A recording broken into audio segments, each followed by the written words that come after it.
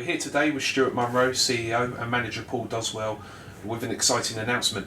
I'm delighted to confirm that Paul has agreed a new 3-year contract, seeing him at the helm of the club until the end of the 23-24 season.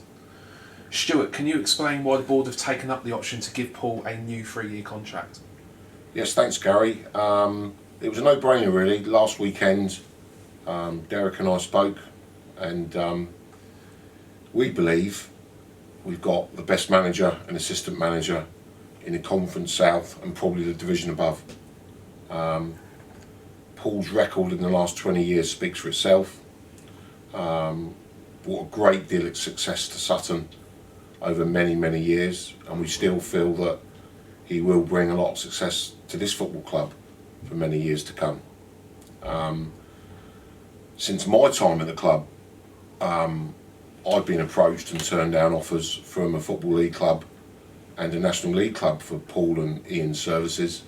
But we believe that over the next 5 years or so, that this club will be successful, and we want that to be through Paul's management and his support from Ian Baird as well. And Stuart, can you sum up Paul's tenure so far today?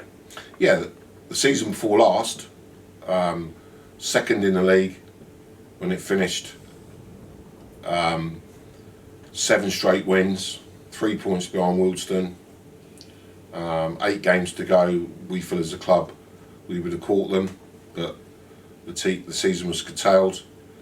At that time we were the only team in the whole of English football to be unbeaten, so I think that season speaks for itself. There was a loss in the playoffs, but that became a lottery after the break in football. This season, some mixed results in the league. That's got to be fair, but what a fantastic FA Cup run. And if there was ever a season to have an FA Cup run with the finance that was available and the season being null and void, it was this season. It's been a lifeblood to the football club. The run that Paul, his backroom staff and the players gave us in to the second round of the FA Cup. And what's ironic is that we probably wouldn't have played Tottenham if we'd beaten Marine, because we were shut down with COVID at the time. So 2 good seasons. We're under no doubt that we believe that we've got to get promotion in the next 2 or 3 years, or the next couple of years, and Paul knows that, and Paul's the biggest one that's pushing for that. But what you get with Paul Doswell is you don't just get a manager that's had the success he has, you get the enthusiasm, the passion. He keeps us all on our toes. He's been instrumental in what's been going on at this club for 2 years.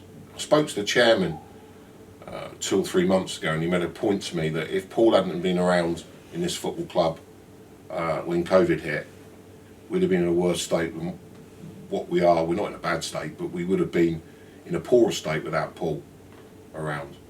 He was instrumental in the 3G pitch. He's been instrumental in the academy, and I've just come out of a meeting with him today on our targets and our hopeful signings for next season. And the hard work that Paul puts in behind the scenes is never seen by the supporters. But believe me, there's no harder working manager in any of football than Paul Doswell. He lives and breathes having a Waterville Football Club, and we'll get this right, and we'll get promotion with Paul's experience and knowledge of the game. Thank you. And moving over to Paul, obviously with that glowing statement from Stuart, CEO, and from the rest of the board, how are we looking for the future plans that you've got for this club and taking the team forward, and everything else you have in the Paul Doswell mind? Yeah, listen, I think it's a very exciting period. Clearly the last 2 years have been a disappointment because of the pandemic. You know, we've not been able to achieve what I wanted in the first 2 years that I've been here, but that's pandemic led away from anything else. I've had great support from the board, you know, in terms of being able to sign the players that we wanted to sign. You know, there's big decisions to be made here when I first arrived as well, you know, in terms of going to the hybrid full time of doing sort of Tuesday, Thursday mornings, and that's been supported.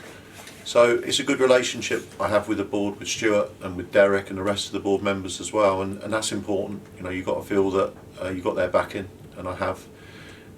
With regards to, as I said, the last 2 seasons, disappointment, but that's a personal disappointment. As I said, I genuinely felt we were going to win it in year 1, but whether we would have not or not, that's always conjecture. And as I said, always been congratulations to Wealdstone for getting that promotion. It could have been a chalice sword, to be honest, because everyone's seen what's happened this year in the National League, and financially it's been very, very difficult this year to keep the club afloat, any football club afloat. So there's been a lot of challenges this year. Don't think we were at our best in the league, as Stuart pointed out. No one was more aware of that than myself. We went down a slightly different route with younger players, but we're very, very confident with the players that we're talking to. The ones that have already agreed to come to this football club for next season, that we're going to be very much challenging at the top of the table again. That's where we want to be. That's where we expect to be. And the expectation from within the whole club is that we want to be a National League club. We feel we want to be in the best level of non-league football you can be. I think mine and Bairdy's job is to ensure on the pitch that we do that. The off-the-pitch stuff is something I'll always do. Any club I've been at, Eastleigh and Sutton, a lot of enthusiasm towards the club that I'm at. And if you look at my track record, I think it was 9 years at Eastleigh, 11 years at Sutton, and this will take me into 5 years then at Havant by the end of the 3 years. And I wouldn't rule out longer, if I'm being honest. So the commitment is there from myself and Ian to achieve the promotions that we want. But a lot of work's been gone and been done as well, and everyone's going to see the fruition of that come the summer. Well, it's fantastic news for the many supporters that we've got at the club that have been contacting us. Obviously want to be back in the ground as soon as possible.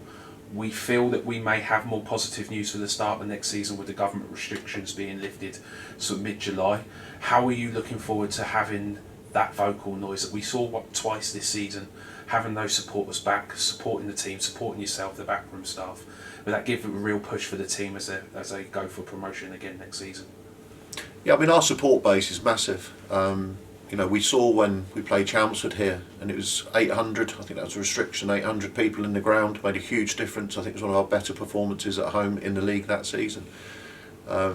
We've already arranged the Portsmouth game. That's going to be early part of July. That's going to be a full house here, I reckon, with both sets of supporters desperate to come and watch their teams. And what a brilliant way to start the new season for us. Our supporters, especially away as well, away from home, they travelled in their numbers for us. Certainly in my first year, they made a massive difference to the team and to us. But when this place is buzzing, especially on the Wednesday nights, there's no better non-league ground to be at, in my opinion. And I think the crowd here are massively behind what we're doing. I think the fans are hugely behind what we're doing. And I guarantee them that this is exciting times coming up. As I said, fantastic backing from the board as well in these difficult times. They're backing my signings for this coming summer, and there's some good signings coming.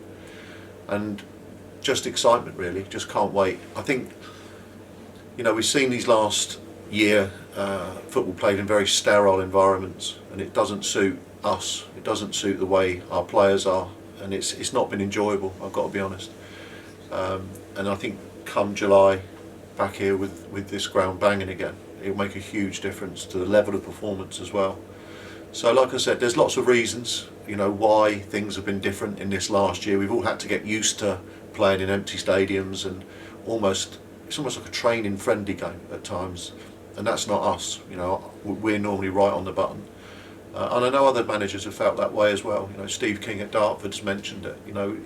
You miss those 2,000 people in the ground, willing you on, and that's the biggest thing that I can't wait for, is to see our supporters back at this football club. Well, it's been fantastic to hear from yourself and from yourself, Stuart, as well, with the excitement for the new season, with supporters back, with a new contract, and with new signings to come.